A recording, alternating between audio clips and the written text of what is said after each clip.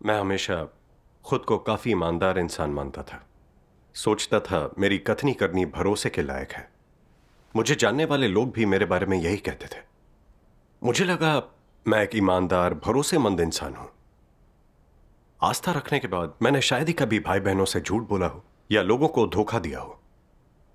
मेरा ऐसा मानना था, भले ही मैं पूरी तरह ईमानदार इंसान नहीं हूं, पर कम से कम धूर्त या मक्कार तो नहीं हूं।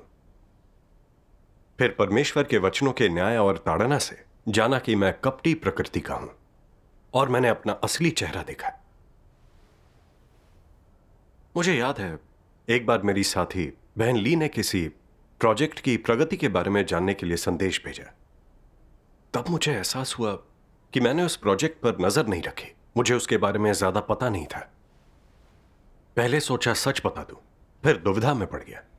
सोचने लगा मैंने हमेशा ऐसा दिखाया है कि मैं एक भरोसेमंद इंसान हूं। अगर सीधे कह दिया कि मैंने प्रोजेक्ट की खबर नहीं रखी, तो क्या उसे नहीं लगेगा कि मैं अपने काम में गैर जिम्मेदार हूं? उसके मन में मेरी नकारात्मक छवि बन जाएगी। उसकी नजरों में मैं विश्वसनीय नहीं रहूंगा। मैंने तय किया कि सीधे सीधे जवाब देने के बजाय प्रोजेक्ट का ध्यान रखने वाली बहन से पूछकर बहन ली को जवाब भेज दूंगा। फिर काम की प्रगति चाहे जैसी भी रहे, पर लगेगा कि मुझे हर चीज का ध्यान है।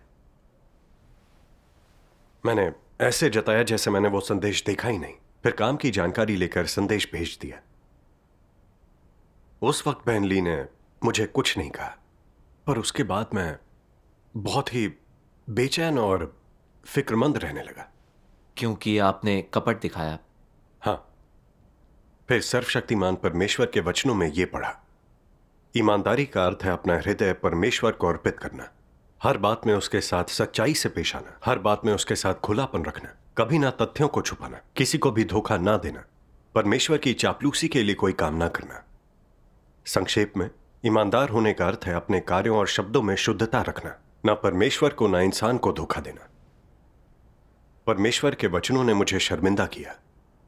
देखने में नहीं लगता था कि मैंने झूठ बोला है, लेकिन अपने कर्मों में, अपनी सोच और निजी मंशाओं के जरिए मैंने दिखाया कि मैं अपनी लापरवाही को ढकना और छिपाना चाहता था, इस डर से कि बहन ली मुझे समझ जाएगी। पहले दिखाया कि उसका संदेश देखा ही नहीं, फिर जवाब देने से पहले जानकारी इकट्ठा की ताकि उसे लगे मैं हर चीज का ध्यान रख रहा था।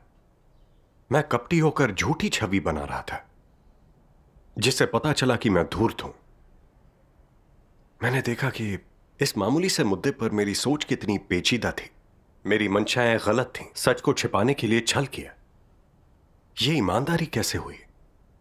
मैं भरोसे के लायक नहीं था। तब मुझे समझ आ गया कि मैं उतना सच्चा नहीं था जितना सोचता था। मैंने छल कपट से काम लिया। मैंने खुद से कहा कि अगली बार हर हाल में पूरा सच कहूंगा। मैं चीजों को छुपाता नहीं रह सकता। सही बात है। कुछ ही दिनों में बहन ली ने बताया कि 2 दिन बाद हमारी अगुआ हमारे काम की जांच करेंगी। यह सुनकर मेरा दिल जोरों से धड़कने लगा। आमतौर पर अगुआ अचानक हमारे काम की जांच नहीं करते। कहीं कुछ गड़बड़ तो नहीं हो गई? हमारे काम में कहीं कोई समस्या तो नहीं?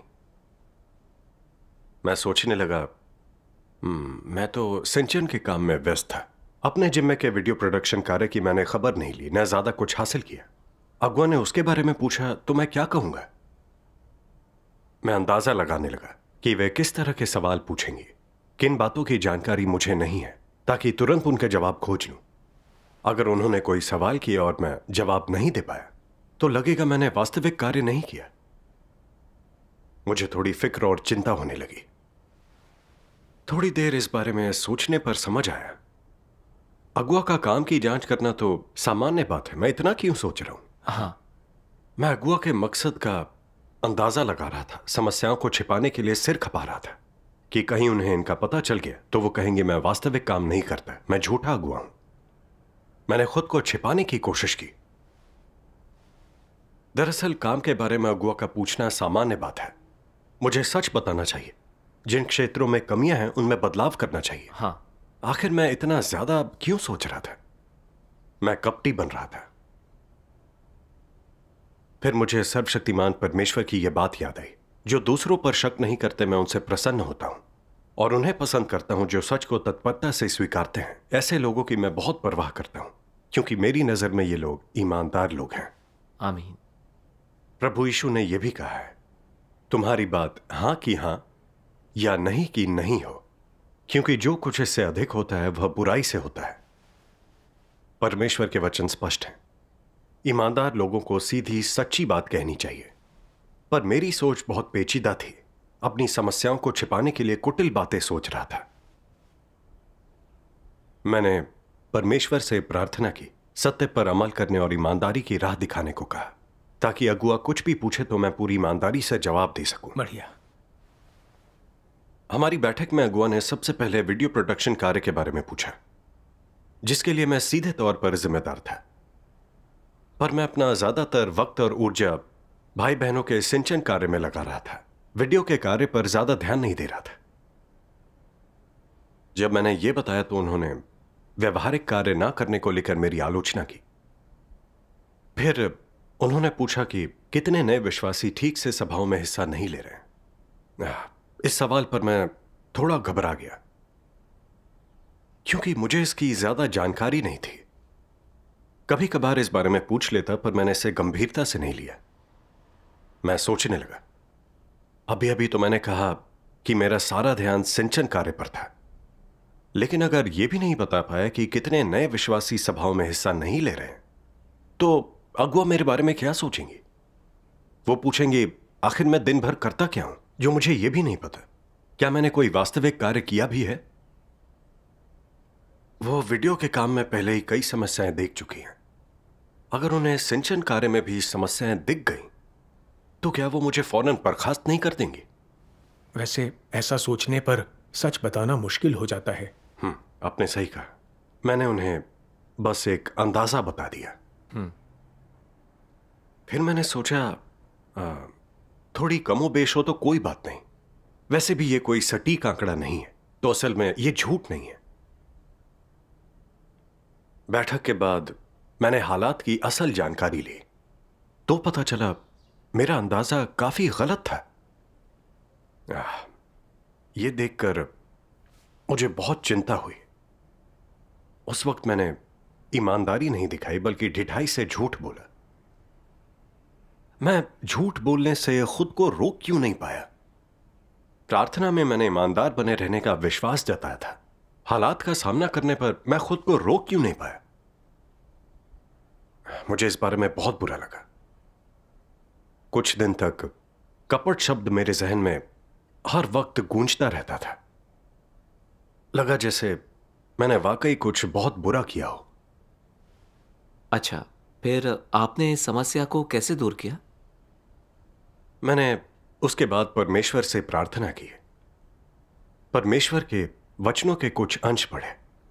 आइए एक वीडियो देखते हैं। बढ़िया। ठीक है। सर्वशक्तिमान परमेश्वर कहते हैं, क्या चालाक लोगों के लिए जीवन थका देने वाला नहीं होता? पूरा समय झूठ बोलने में, अपने झूठ छिपाने और ज्यादा झूठ बोलने में समय बिताना, धोखेबाज होना चालाक लोगों के लिए बहुत थका देने वाला होता है। तो फिर भी कोई क्यों चालाक बनना चाहेगा? ईमानदार क्यों नहीं होना चाहेगा? क्या तुम लोगों ने कभी इस प्रश्न के बारे में सोचा है? यह परिणाम तब होता है जब लोगों की शैतानी प्रकृति उनके साथ चालबाजी करती है। वो उन्हें इस तरह का जीवन पीछे छोड़ पाने से, इस तरह के स्वभाव से बच पाने से रोकती है। वे इस तरह की चालबाजी में जीवन जीकर खुश रहते हैं। वे सत्य का अभ्यास करना और प्रकाश के मार्ग पर चलना नहीं चाहते। तुम्हें लगता है कि इस तरह जीना थकाऊ और अनावश्यक है, लेकिन वे इसे बहुत जरूरी समझते हैं। उन्हें लगता है कि ऐसा न करने से उनके हितों को और उनकी छवि और प्रतिष्ठा को भी नुकसान होगा। वे बहुत ज्यादा खो देंगे, नुकसान बहुत बड़ा होगा। वे इन चीजों को संजोते हैं। वे अपनी छवि, प्रतिष्ठा और हैसियत को संजो कर रखते हैं, जो लोगों में सत्य के प्रति प्रेम के अभाव का असली चेहरा है। संक्षेप में, जब लोग ईमानदार होना नहीं चाहते या सत्य का अभ्यास करने में विफल रहते हैं, तो ऐसा इसलिए होता है क्योंकि वे सत्य से प्रेम नहीं करते। ऐसा कभी नहीं होता कि वे अपने दिलों में प्रतिष्ठा और हैसियत को न संजोएं, बाहरी दुनिया की प्रवृत्तियों के पीछे न भागें या शैतान के प्रभाव में न रहें, जो कि उनकी प्रकृति की समस्या है। आज ऐसे लोग हैं जो वर्षों से परमेश्वर में विश्वास रखते हैं, जिन्होंने बहुत उपदेश सुने हैं और जो जानते हैं कि परमेश्वर में विश्वास क्या होता है, फिर भी वे सत्य का अभ्यास क्यों नहीं करते? उनमें कोई बदलाव क्यों नहीं आया है? क्योंकि वे सत्य से प्रेम नहीं करते। यहां तक कि जब वे सत्य को थोड़ा बहुत समझ भी लेते हैं, तब भी वे उसे व्यवहार में नहीं ला पाते, और इसलिए उनके इतने वर्षों तक परमेश्वर में विश्वास रखने का कोई फायदा नहीं होता। कुछ लोग कभी किसी को सच नहीं बताते। लोगों से कहने से पहले उनके दिमाग में सब कुछ सोचा विचारा और पूर्व संपादित किया जाता है। तुम नहीं बता सकते कि उनकी कौन सी बातें सच हैं और कौन सी झूठी। वे आज एक बात कहते हैं तो कल दूसरी। वे एक व्यक्ति से एक बात कहते हैं तो दूसरे से कुछ और। वे जो कुछ भी कहते हैं वो अपने आप में विरोधाभासी होता है। ऐसे लोगों पर कैसे विश्वास किया जा सकता है? तथ्यों की सटीक समझ प्राप्त करना बहुत कठिन हो जाता है। तुम उनसे कुछ भी सटीक प्राप्त नहीं कर सकते। ये कौन सा स्वभाव है? ये धूर्तता है। क्या धूर्त स्वभाव का बदलना आसान होता है? इसे बदलना सबसे मुश्किल है। स्वभाव से जुड़ी हर चीज में लोगों की प्रकृति शामिल होती है, और लोगों की प्रकृति से जुड़ी चीजों से मुश्किल किसी भी चीज का बदलना नहीं होता। एक कहावत है कि कुत्ते की दुम सीधी नहीं हो सकती। यह परम सत्य है। धूर्त लोग चाहे किसी भी चीज के बारे में बात करें या कुछ भी करें, वे हमेशा अपने लक्ष्य और इरादे रखते हैं। जब उनका कोई लक्ष्य या इरादा नहीं होता तो वे कुछ नहीं कहते। अगर तुम उनके लक्ष्य और इरादे पता लगाने की कोशिश करते हो तो वे मुंह बंद कर लेते हैं, और अगर उनके मुंह से अचानक कभी कोई सच निकल भी जाए तो वे उसे तोड़ने मरोड़ने का कोई तरीका सोचने के लिए किसी भी हद तक जाएंगे, ताकि तुम्हें भ्रमित कर सच जानने से रोका जा सके। दूसरे शब्दों में, वे जो कुछ भी करते हैं उसमें वे किसी को भी जमीनी हकीकत पता नहीं चलने देते। लोग उन्हें कितने भी लंबे समय से जानते हों, कोई नहीं जान सकता कि उनके दिमाग में वास्तव में क्या चल रहा है। ऐसी होती है धूर्त लोगों की प्रकृति। धूर्त लोग कितना भी बोलें, तुम कभी नहीं जान पाओगे कि उनके क्या इरादे हैं, और न ये कि वे क्या उद्देश्य हासिल करने की कोशिश कर रहे हैं या वे वास्तव में क्या सोच रहे हैं। यहां तक कि उनके माता पिता को भी ये जानने में मुश्किल होती है। किसी धूर्त को समझने की कोशिश करना बेहद मुश्किल है। ऐसे होते हैं धूर्त लोग। कुछ भी करने से पहले ही वे अपनी धूर्तता दिखा देते हैं। ये एक प्रकार का स्वभाव है ना? चाहे तुमने कुछ कहा हो या नहीं, या तुमने कुछ किया हो या नहीं, यह स्वभाव तुम्हारे भीतर होता है। यह हर समय और हर स्थान पर तुम्हें नियंत्रित करता है, तुमसे खेल कराता है और तुम्हें छल कपट में संलग्न करता है। तुमसे लोगों के साथ खिलवाड़ कराता है, सत्य पर पर्दा डलवाता है और तुमसे अपने असली मनोभाव छिपवाता है। ये धूर्तता है। आमीन। आमीन। आमीन। परमेश्वर के वचनों से पता चला कि मैं झूठ बोलने, धोखा देने और सच को छुपाने से खुद को नहीं रोक पाया, क्योंकि मैं मक्कार था, अपने नाम और रुतबे को संजोता था। हमेशा नाम और रुतबे को बचाने में लगा रहा। जो भी कहता उस पर पहले अच्छे से सोच लेता। यह कितना भी थकाने वाला हो, पर मैं सही बात बताना नहीं चाहता था। मैंने ईमानदार बनने के लिए परमेश्वर से बहुत मदद मांगी, पर जब अगुआ ने उस काम के बारे में पूछा जिसकी मुझे जानकारी नहीं थी, तो मैंने सोचा कि अगर मैंने सीधे कह दिया कि मुझे नहीं पता, तो उन्हें लगेगा मैंने व्यवहारिक काम नहीं किया, मैं भरोसे के लायक नहीं हूं, मुझे बर्खास्त भी किया जा सकता है।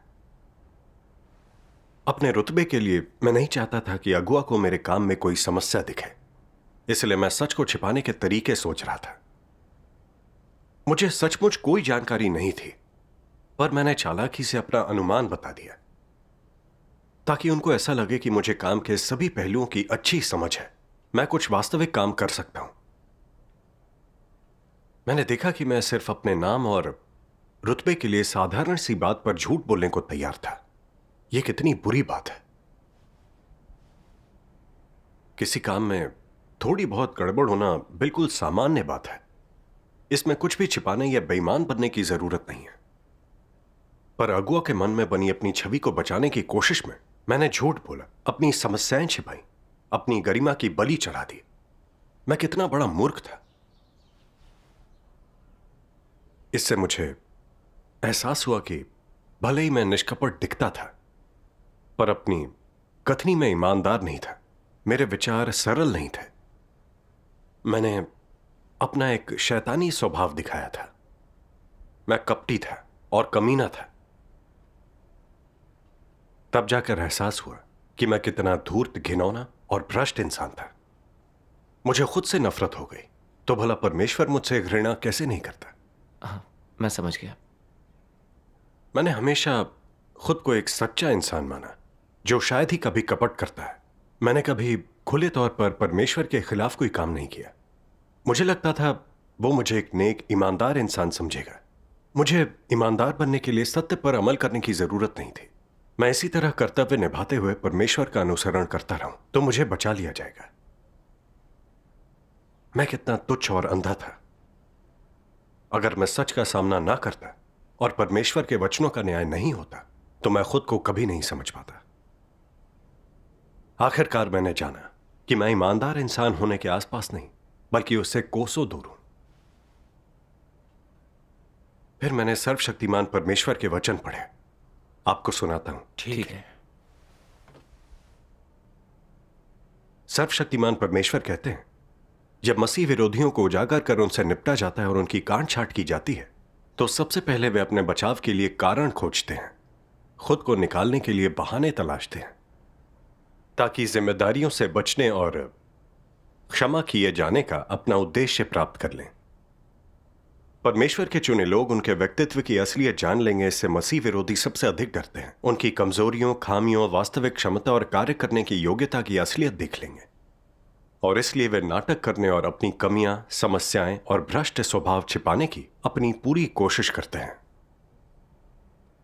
जब उनके कुकर्म पूरी तरह से उजागर हो जाते हैं तो पहला काम वे यह करते हैं कि इस तथ्य को मानते या स्वीकारते नहीं, या ऐसी गलतियों की भरपाई करने का भरसक प्रयास नहीं करते, बल्कि उनकी लीपापोती करने, अपने कार्यों से अवगत लोगों को धोखा देने और भ्रमित करने, परमेश्वर के चुने हुए लोगों को मामले की असलियत ना देखने देने और उन्हें यह ना जानने देने की कोशिश करते हैं कि उनके कार्य परमेश्वर के घर के लिए कितने हानिकारक रहे हैं और कलीसिया के काम को उन्होंने कितना बाधित और अस्त व्यस्त किया है।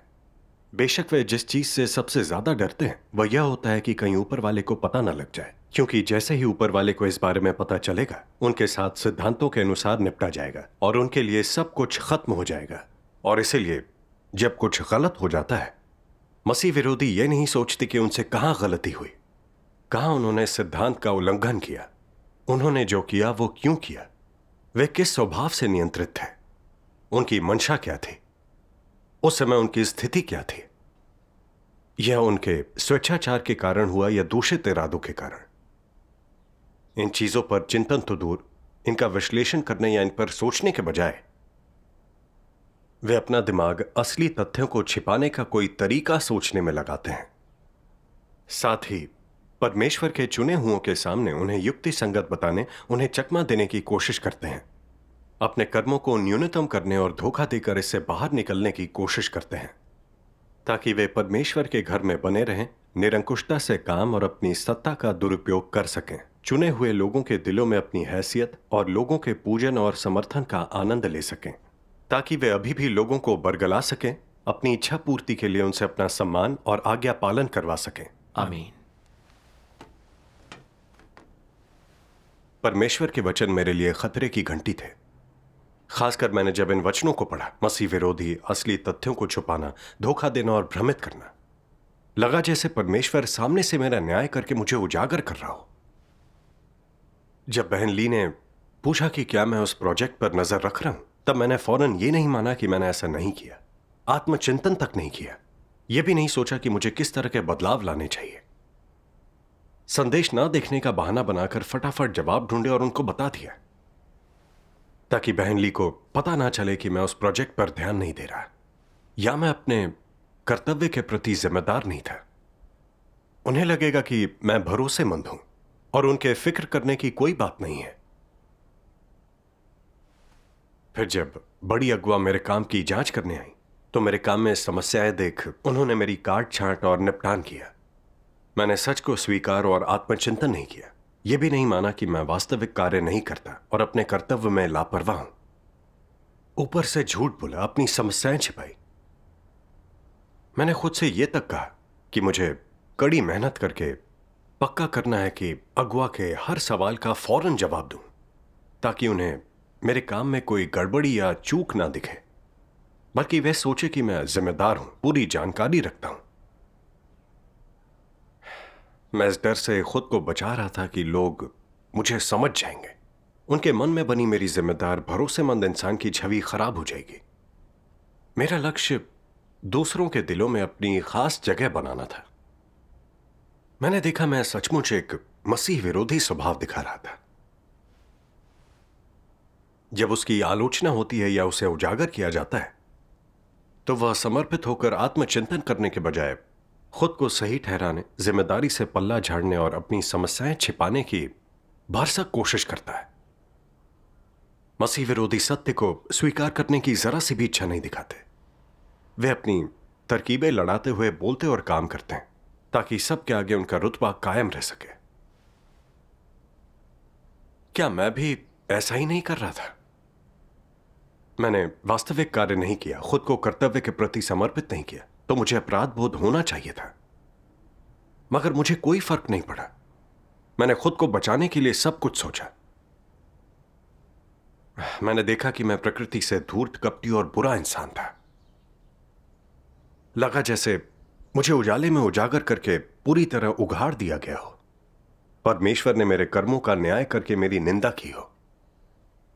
मैंने यह भी महसूस किया कि परमेश्वर की धार्मिकता अपमान नहीं सहती। मुझे बहुत डर लगा। मुझे फौरन ही पश्चाताप करके बदलना होगा। बिल्कुल, मुझे कभी नहीं लगा कि समस्याओं को छिपाने के पीछे एक मसीह विरोधी का स्वभाव छिपा है। सही बात है। फिर मैंने परमेश्वर के वचनों का एक अंश पढ़ा। आइए एक वीडियो देखते हैं। ठीक है। बढ़िया।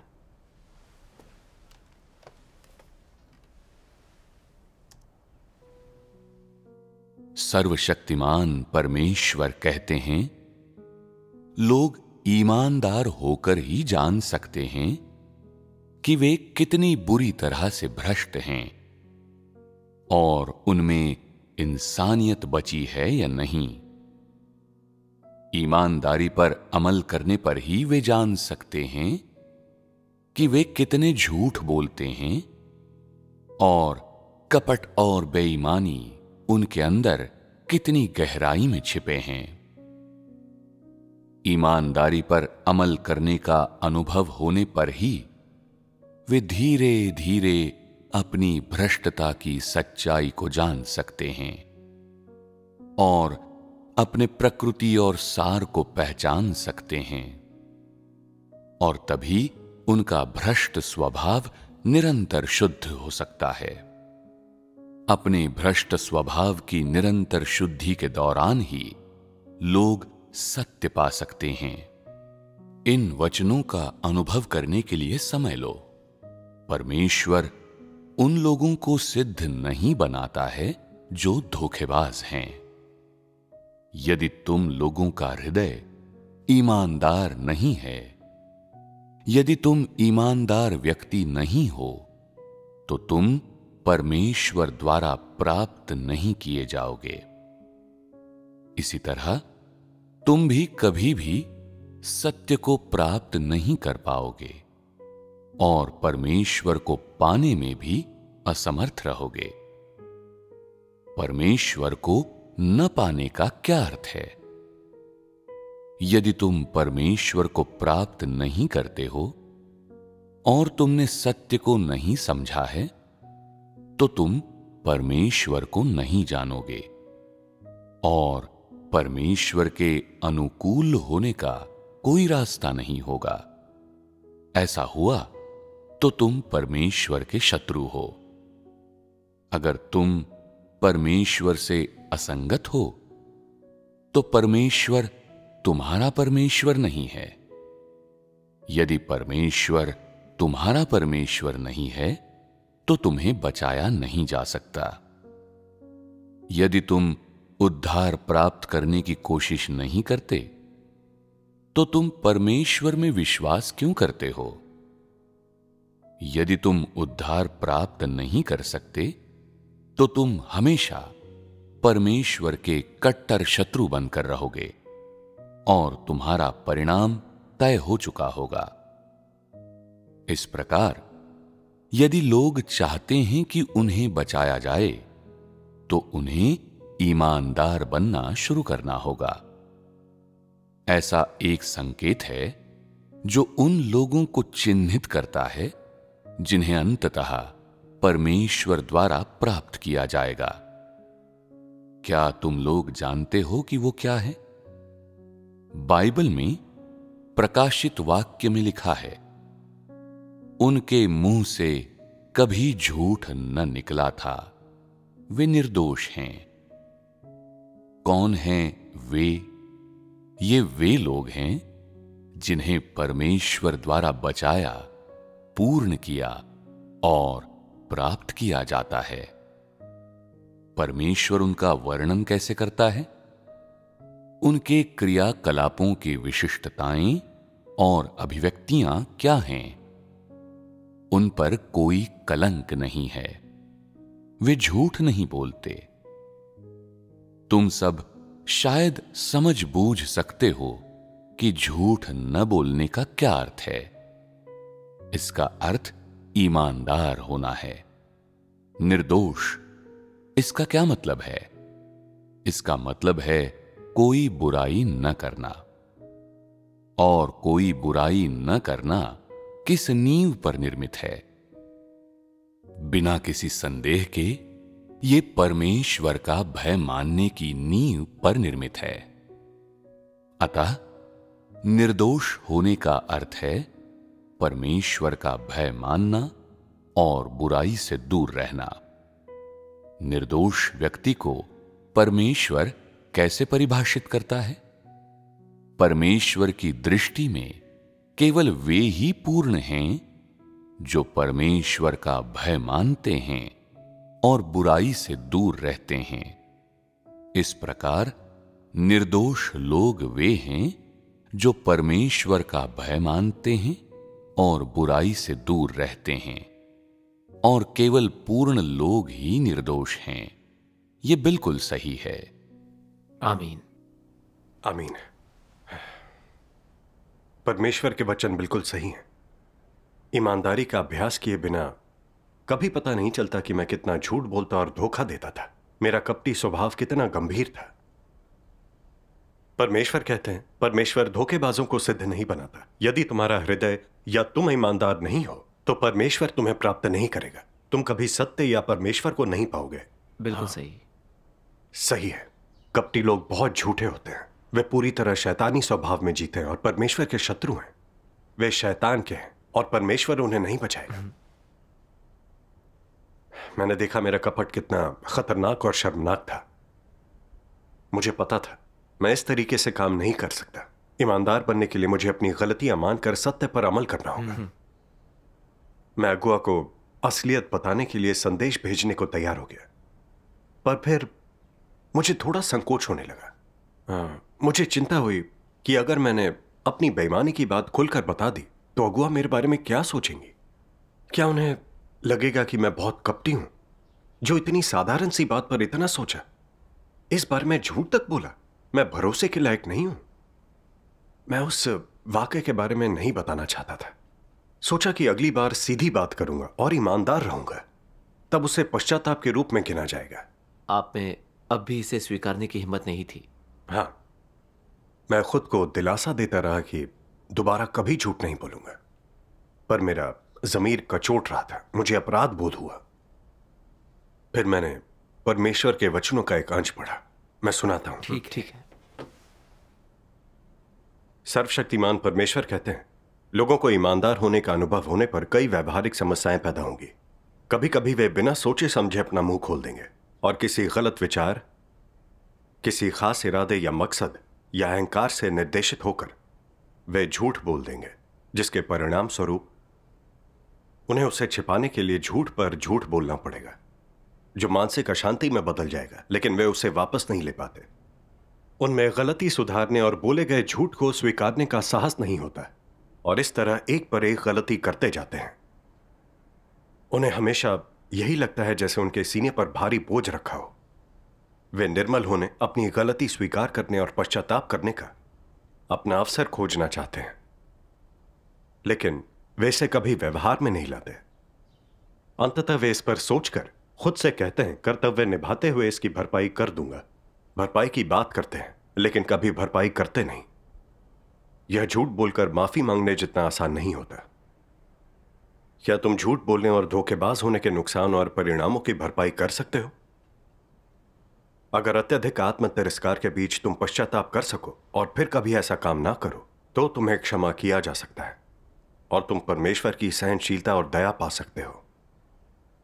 अगर तुम लीपापोती करके कहते हो कि बाद में इसकी भरपाई कर दोगे, लेकिन पश्चाताप नहीं करते और बाद में भी झूठ बोलना और छल करना जारी रखते हो, हठपूर्वक पश्चाताप करने से इनकार करने पर तुम्हारा निकाला जाना निश्चित है। यह उन लोगों द्वारा पहचाना जाना चाहिए जिनमें विवेक और बोध है। छल करने के बाद केवल क्षतिपूर्ति के बारे में सोचना काफी नहीं है। महत्वपूर्ण यह है कि तुम्हें पश्चाताप करना चाहिए। ईमानदार बनने के लिए तुम्हें झूठ बोलने और धोखेबाज होने की समस्या सुलझानी चाहिए। तुम्हें सच बोलना चाहिए और वास्तविक चीजें करनी चाहिए। कभी कभी सच बोलने से तुम सम्मान खो सकते हो और उसके परिणाम स्वरूप तुमसे निपटा जा सकता है, लेकिन तुमने सत्य का अभ्यास किया है और एक बार परमेश्वर की आज्ञा का पालन किया है और उसे संतुष्ट किया है।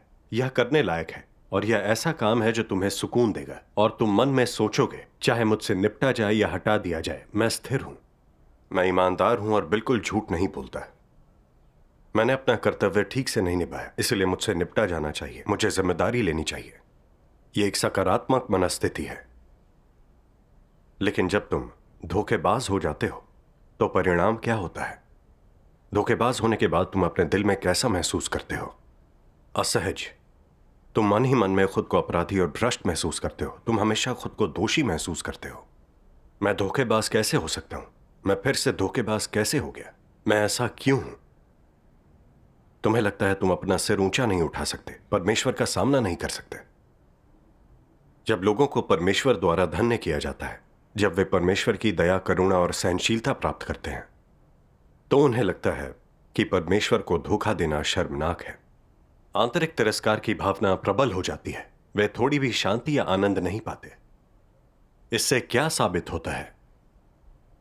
धोखेबाज होना भ्रष्ट स्वभाव का प्रदर्शन है। यह परमेश्वर के प्रति विद्रोह और विरोध करना है। इसलिए यह तुम्हें पीड़ा पहुंचाएगा। आमीन। इसने मेरी हालत बयान कर दी।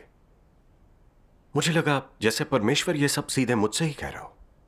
मैंने जाना कि कपटी होना और ईमानदार होना दोनों विपरीत मार्ग हैं। हाँ, कपटी होना सही मार्ग नहीं है।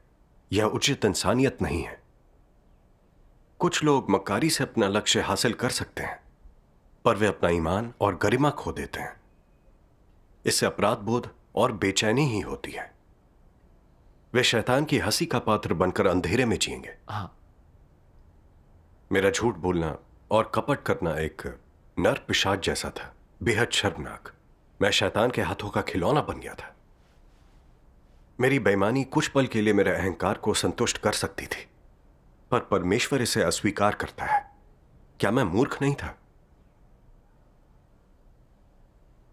हर अहम मौके पर जब मुझे सच बोलने की जरूरत थी, मैंने ये कहते हुए खुद को समझाया कि अगली बार।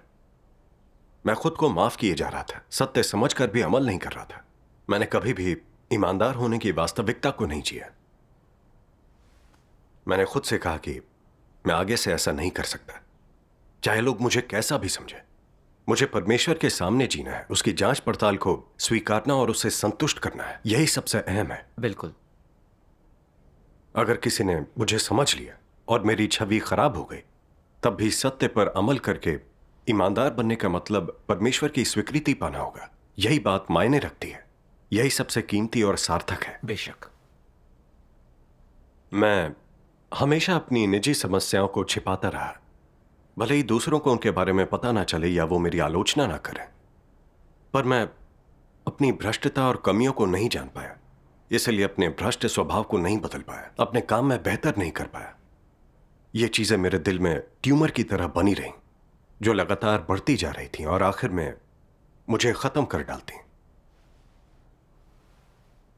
हालांकि जो भाई बहन सरल और सच्चे थे, वे अपने काम की सभी गलतियों और सवालों को सबके सामने खुलकर बताते थे।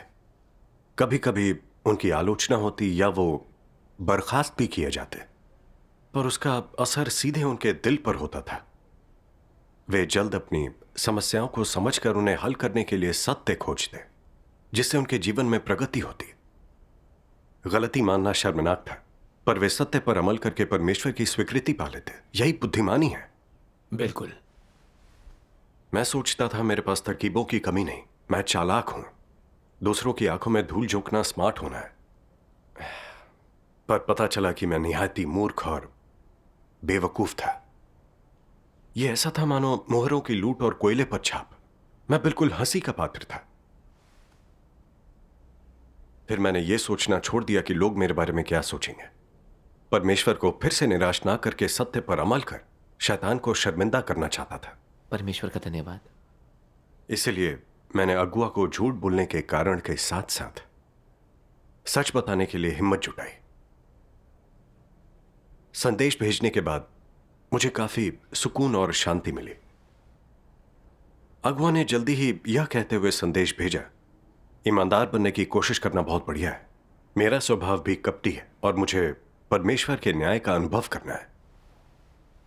यह देखकर मेरा दिल भर आया, शर्मिंदा भी हुआ। ईमानदार बनने की इस कोशिश ने मुझे दिखाया कि इंसान बनने का यही हमारे लिए सबसे सही तरीका है। सही बात है। सत्य पर अमल करने, सच्चे और ईमानदार बनने को परमेश्वर और इंसान सहर्ष स्वीकारते हैं। परमेश्वर का धन्यवाद। उसके बाद मैं रोजाना अपनी कथनी और करनी में ईमानदारी का अभ्यास करने लगा, जिससे पता चला कि मैं बहुत सी बातों में निष्पक्ष नहीं था। कभी कभी अपनी धारणाओं के आधार पर बातें करता और सच के अनुसार नहीं चलता।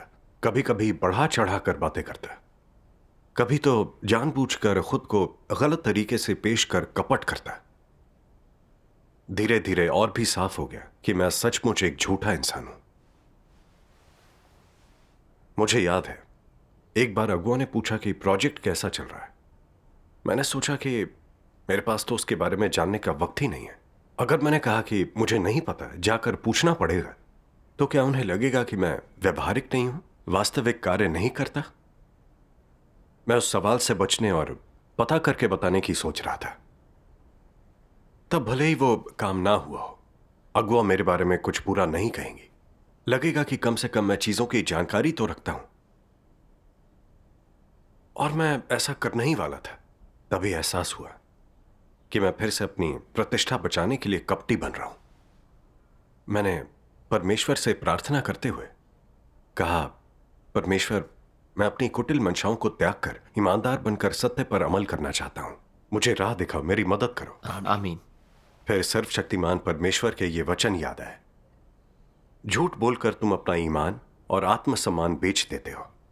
इन झूठों की वजह से तुम अपनी गरिमा खो देते हो और परमेश्वर के समक्ष तुम्हारा कोई ईमान नहीं रह जाता। परमेश्वर इससे आनंदित नहीं होता, नफरत करता है। आमीन।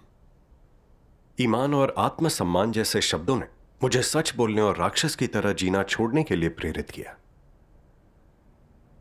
फिर मैंने सीधा सा जवाब भेजा, मुझे इस बारे में ज्यादा जानकारी नहीं है, पहले इसका पता लगाना होगा। संदेश भेजने के बाद मेरे दिल को काफी सुकून मिला। परमेश्वर का धन्यवाद। मुझे और भी ज्यादा लगने लगा कि ईमानदार होना इंसानियत का और सही मार्ग अपनाने का सबसे बुनियादी पहलू है। ईमानदार होना एक इंसान की तरह जीने का एकमात्र तरीका है। हाँ, आपका अनुभव बहुत व्यवहारिक है।